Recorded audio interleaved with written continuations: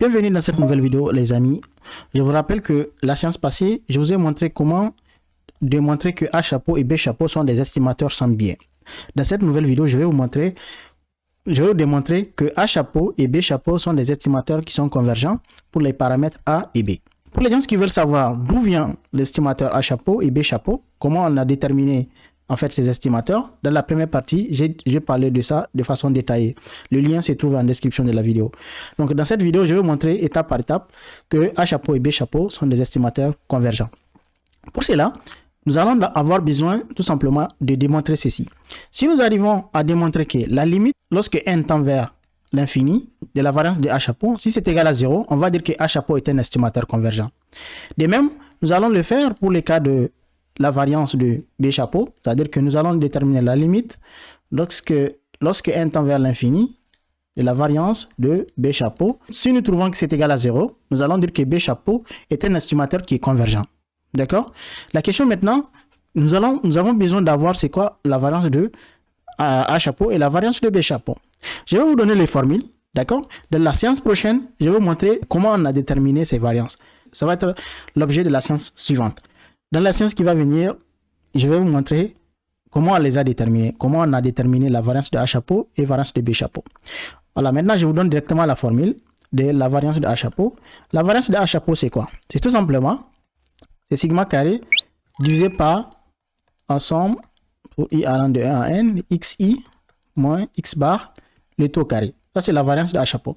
Le sigma carré que vous voyez ici, indicé par le epsilon ici, il s'agit de la variance tout simplement de l'erreur. La variance de l'erreur dans le modèle. D'accord?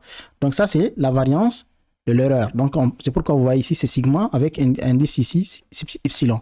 Donc c'est sigma carré. Ça, c'est la variance de l'erreur. D'accord? Ça, c'est la variance de A chapeau. D'accord?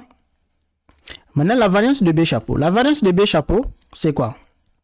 C'est tout simplement sigma, la variance de l'erreur, donc sigma carré, facteur de 1 sur n plus x bar au carré sur somme xi moins x bar le taux carré pour i allant de 1 à n. Voilà, ça c'est la variance de B chapeau. Dans tous les cas, ne vous inquiétez pas, je vais vous montrer dans la séance qui va venir comment on les a déterminés, étape par étape. Comment est-ce que variance de A chapeau et variance de B chapeau ont été déterminées étape par étape. Dans les bouquins, vous allez trouver ces formules-là, mais je vais vous démontrer comment est-ce que on est arrivé à ces formules-là. Ça va être l'objet de la séance suivante.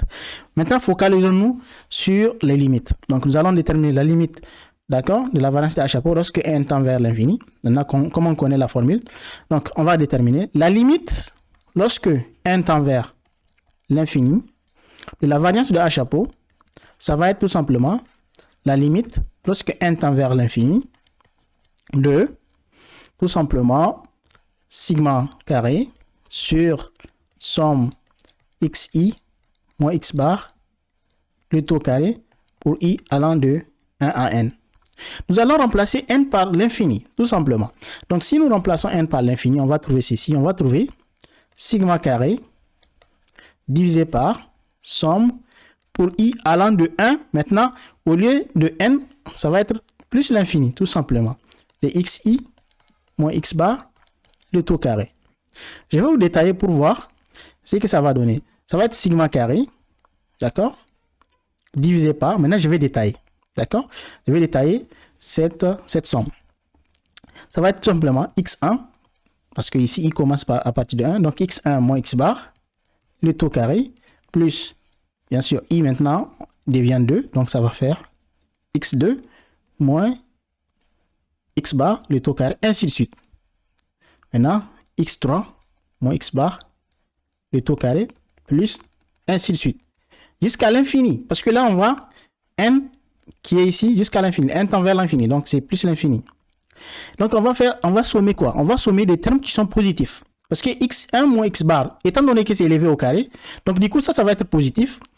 On va ajouter encore un terme positif, ainsi de suite. Imaginez qu'on fait ça à l'infini. Donc, du coup, toute cette somme-là va devenir maintenant l'infini. Finalement, ça va être simplement sigma carré divisé par plus l'infini. Parce que là, ça va tendre vers plus l'infini. Ce sont des termes positifs qu'on est en train de sommer. Donc, ça va tendre vers plus l'infini. Et ça fait quoi? On a une constante ici, sigma carré, divisé par l'infini. Ça fait 0. D'où on vient de démontrer que la limite lorsqu'il y a n tend vers l'infini de la variance de H chapeau, c'est exactement égal à 0.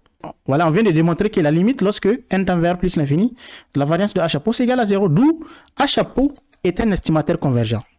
Est un estimateur convergent. Il nous reste maintenant à le faire pour le cas de l'estimateur B chapeau. Nous allons déterminer la limite lorsque n tend vers l'infini, plus l'infini, de la variance de B chapeau. On va voir qu'est-ce que ça donne. Ça va être la limite lorsque n tend vers plus l'infini. Je remplace en fait la variance de B chapeau par son expression. Ça va être tout simplement sigma carré facteur 2 1 sur n plus x bar le taux carré divisé par somme xi moins x bar le taux carré pour i allant de 1 à n. Je ferme la parenthèse. Donc je vais dire que ça va être égal tout simplement sigma carré. Je remplace tout simplement n par l'infini. Donc je vais avoir 1 sur plus l'infini plus x bar le taux carré divisé par somme pour i allant de 1 à n xi moins x bar le taux carré. Pardon, le n maintenant sera remplacé par plus l'infini. D'accord? Donc ça va être ici plus l'infini. Plus l'infini. Pardon, ici c'est plus. Je ferme la parenthèse. Ça me donne sigma carré. Vous voyez ici déjà, ça fait 0. 1 sur plus l'infini, ça fait 0. Donc ça fait 0. Mais ici également, ça fait 0. Parce que je vous ai montré tout à l'heure que cette somme-là, quand n tend vers l'infini, tout à l'heure, ça va être l'infini. Donc, on va trouver ici plus x bar au carré sur plus l'infini. Parce que cette somme-là va être égale à l'infini. Je vous ai démontré ça à ce niveau-là. Cette somme-là. Ça va tendre vers plus l'infini. D'accord? Donc, du coup, on va avoir tout simplement x bar au carré sur plus l'infini. Ce qui va nous donner sigma carré. D'accord? Là, ça fait 0. Plus x bar étant fixe. Donc, ça va être toujours petit à l'infini. C'est tout à fait normal. Donc, ça va être 0. Également, ça fait 0 ici. Ce qui va nous donner finalement sigma carré fois 0. Et sigma carré fois 0, ça fait 0. Donc, finalement, on vient de démontrer que la limite, d'accord, lorsque n tend vers l'infini, de la variance de B chapeau, c'est exactement égal à 0. Et là, qu'est-ce qu'on va dire? Comme tout à l'heure, on va dire que B chapeau est un estimateur convergent. D'où B chapeau est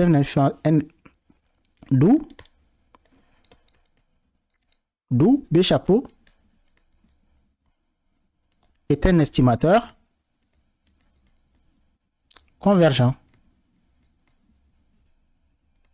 Voilà.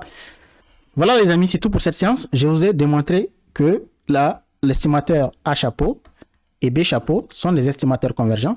La séance prochaine, je vais vous montrer, tout simplement, je vais vous montrer étape par étape comment est-ce qu'on est arrivé à ces formules des variances de A chapeau et B chapeau, comment est-ce qu'on les a déterminées. Étape par étape, vous allez comprendre comment. Comme ça, vous allez vous approprier des formules. Ça va être beaucoup plus facile à retenir lorsque vous saviez comment les déterminer étape par étape.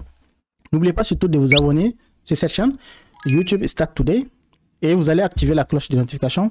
Comme ça, vous serez informé. Si vous ne faites pas ça, vous ne serez jamais informé si je publie une nouvelle vidéo. Donc, activez la cloche de notification. Comme ça, chaque fois que je publie une nouvelle vidéo, vous serez informé.